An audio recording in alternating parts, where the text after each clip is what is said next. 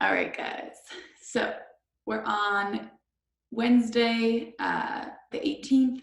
We're going to be hitting a fun, long workout today, hitting that home workout. So if you're going to join in from home, then you will be at the 5 a.m., noon, or 5 p.m. this week. We'll look at adjusting the 5 a.m. time in the following weeks if that's what's preferred by the members. But we'll keep that noon and 5 p.m. And then this whole week we'll keep the 5 a.m. as well. So what we're looking at today, we're going to start adding in a daily question. So something you guys can enter into the comments, or you can share, on the Facebook page. Today's fun question is, what is your favorite security question?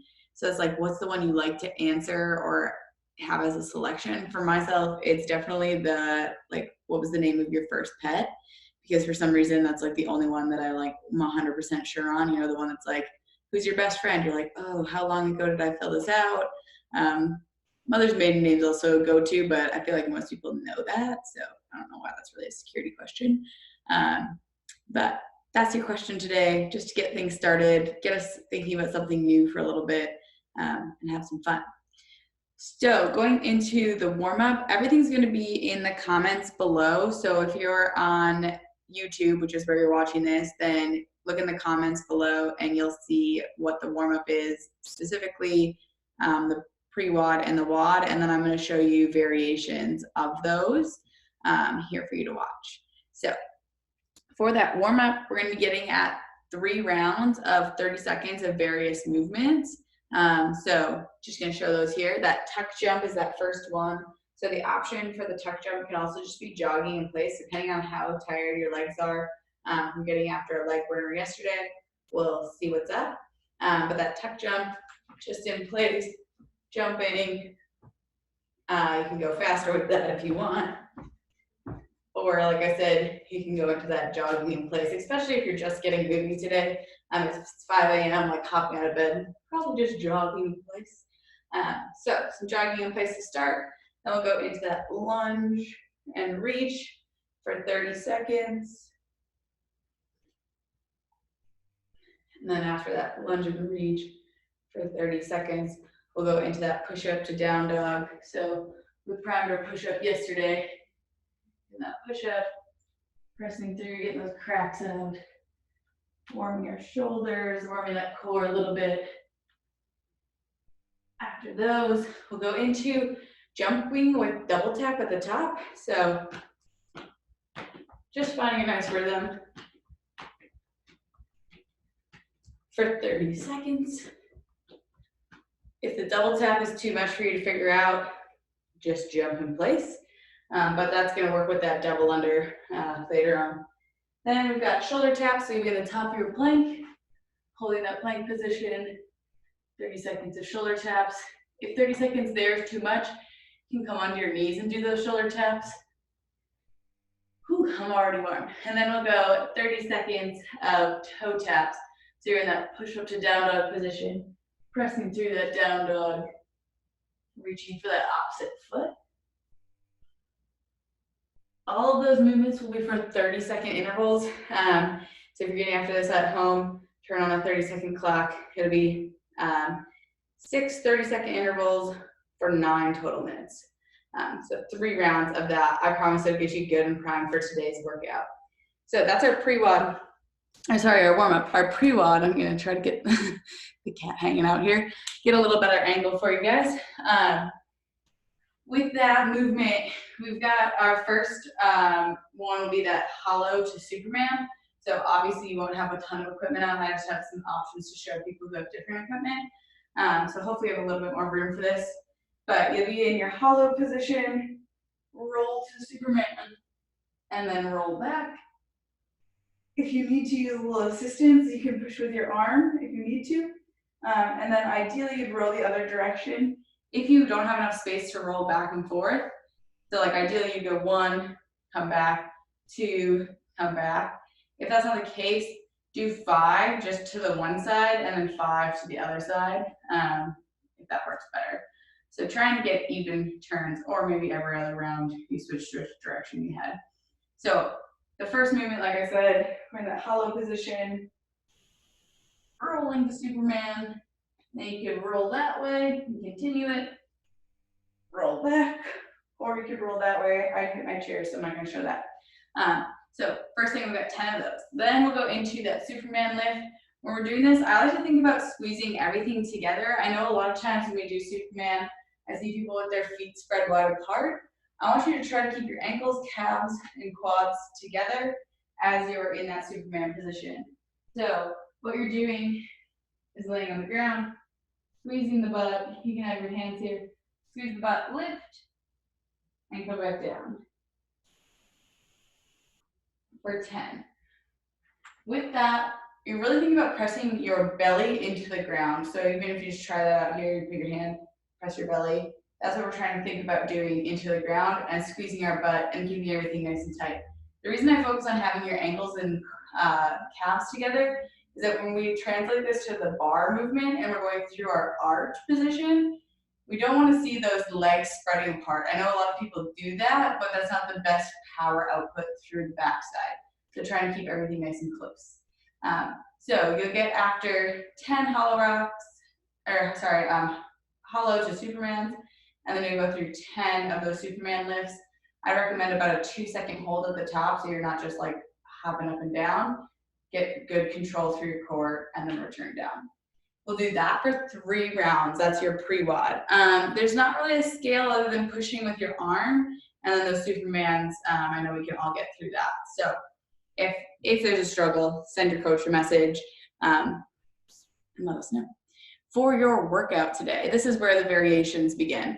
So we'll go 60 double unders if you have those. So for those double unders, we're looking for, with your jump rope 2 times passing through. If you don't have the space to jump around, not a problem. We've got scales for that. But if you do, we'll go for those 60 double unders if you have double unders. Looking to be around a minute 15 on these rounds, at least in that first round when you're pretty fresh. Later on, it might take a little bit longer, a little bit more breaks, but something you could do 60 reps unbroken when fresh, and ideally throughout this workout, trying to hit those 60 unbroken. If that's a struggle, then I would say scale back. Maybe you only work on it for a minute and 15 or a minute and a half max. But really we're looking for it to be around a minute 15. So if you want to practice no more than a minute and a half, if you're okay with scaling back the reps, just scale those back right away and work on big sets. And then the other thing to do would be single unders, just doubling that amount. So we go with 120 double unders, or sorry, single unders. If you have no rope, not a problem at all. We'll go with toe taps today or with those double taps. So if you're going double taps for height, we'll go 80 of them, which is a little weird number, but those double taps for height get kind of fatiguing. So, sorry, I have no head here. Those double taps for height, you're going to try to hit triple extension in that nice hollow body position that we just practiced. And at the top of your jump, you're hitting your hips twice, mimicking that double under. So it'd be 80 of those. Otherwise, you can go with 120 toe taps. So those toe taps, you're going to grab, like, say you have any odd object, maybe you have a kettlebell or a dumbbell, plate, whatever the case is. Maybe you don't have any of those and you just grab a sturdy item from your house that you can lift your leg to. Here you go for 120 toe taps. So again, all this will be written out, but those toe taps, 1, 2, 3, 4, 5. So alternating through for 120 of those. Then the next thing we have is our snatch. So depending on what equipment you have at home, this could be a dumbbell snatch, a plate snatch, a kettlebell snatch, or a couple other kettlebell options if that kettlebell snatch is a good challenge and maybe not something you're comfortable doing, then we'll have a couple different things. And I'll have one option if you have none of that. But hopefully we have some kind of equipment, even if it's like a soup can you can practice with, that'd be awesome. For that dumbbell snatch, we're gonna make sure that it's right between our feet, chest stays nice and high, nice and proud, showing off your shirt, dropping those hips back, getting set up over that dumbbell. You're gonna drive through a deadlift, elbows are gonna be behind you, and punch under, and then stand it up. So look at this, and hopping it back up, bringing it down to the ground. We will alternate, make sure we get set up the same way. Right into that next one. We'll go for 30 of those today. So getting warmed up for that, you can just hit a couple deadlifts here, and then we try that high pull. We only probably have one kettlebell or dumbbell to work with, so for myself, that high pull is not going super high with this 35-pound.